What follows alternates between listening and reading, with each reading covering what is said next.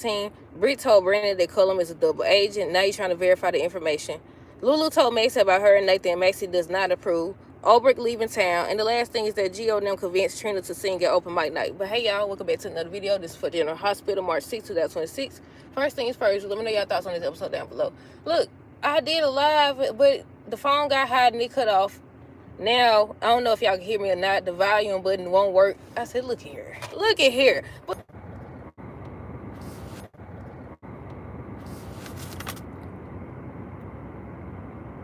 okay, there you go. Oh my goodness, y'all, it keep going hot. It keep going hot. It said that he needed to cool down. But yeah, what did y'all think of today's episode? So we're gonna start with I guess we might as well get Gio and them out the way. So I think that Emma came telling them something about they found out that the dog was in there or whatever. So Kai had an idea. They gonna register the dog as a service animal. So then it's revealed that it's Kai's birthday and Trina sings for him. So they end up trying to convince her to sing at Christina's open mic night or whatever. So she eventually agrees. That's all that happened there. I think before that they was talking about Anna and stuff. But yeah, that's all that happened there. They all was together and stuff. Let me scratch them off. It wasn't nothing too much that happened on this episode. Except Valentine and Carly done stood up together. Was that the highlight? I want to say that's the highlight. Or the thing that stood out to me. What else? Let's see. Ulbrich want Nathan and Maxie reunited. She still was trying to push that. She learned that he has an interest in Lulu and she didn't approve. But then she realized that Nathan would bow out, that he wouldn't want to come between Lulu and Maxie. Meanwhile, Lulu came into Maxie's office and told her everything. And Maxie does not approve. She didn't approve. She doesn't want her with Nathan. She was like, she don't want somebody that she loved or whatever to be with her best friend. And I said, right. Like, no, it's too many. For the sake of soap operas, y'all know that they probably more than likely gonna be together. But yeah, that's something I want. Also, something I want to point out is Maxie said she could tell something was off about him. She knew. She said some of it could have been about Lulu, but it's something else. And I said, who else said something was off? Ulbrich? It was Ulbrich, and I think somebody else said something's off about him. I know Ulbrich did, and today Maxie did. So I was like, yeah, y'all, I think they confirmed it without confirming it, that something's off about him. Now, that don't mean that he ain't Nathan, but, you know, something's off about it. I told y'all something ain't right. Something's definitely not right. Yeah, she said she could tell something was off about him or whatever. But yeah, Nathan, Nina, Ulbrich, Britt showed up late. Ulbrich said she was going to a conference or something. Apparently Nina the one who ended up telling her about it, or, you know, reaching out to people to get her up out of town. I wish they had used her for a different storyline. I think I liked her with, what was his name? Scotty, whatever his name was. Scott Baldwin, Scott. I think I liked that storyline, but it ended. But yeah, I was like, they could have utilized her for something else. But yeah, she was telling Nina to mind her business. Her daughter already, her life already jacked up or whatever. So they was going back and forth. But yeah, she said she was leaving out of town. She ended up telling Brie once she got there or whatever. So that's all that happened there. Maxie and Lulu already said she told her. Hold on, Lulu tells Maxie about her and Nathan, and she does not approve of it.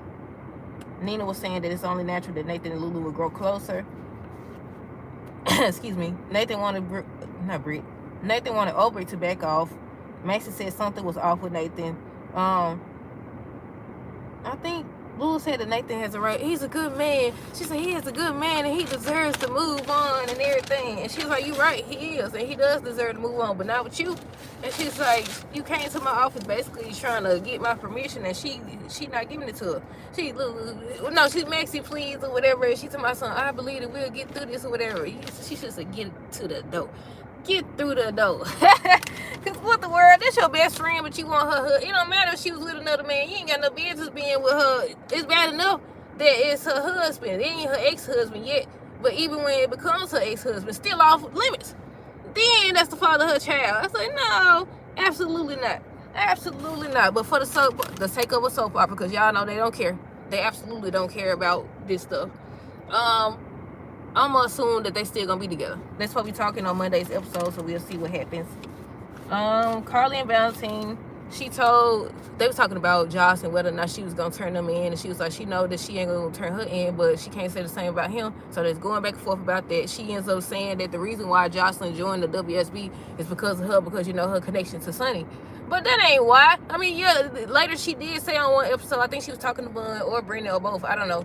She was saying that she did want to take him down, but she joined because Brennan manipulated her. He manipulated her. She still don't even realize that. But yeah, so Carla was beating herself up and saying that it's because of her connection to Sonny and everything. I said, no.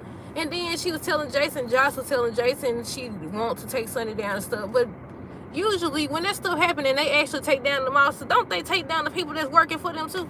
So wouldn't Jason get taken down too? Josh don't seem to care.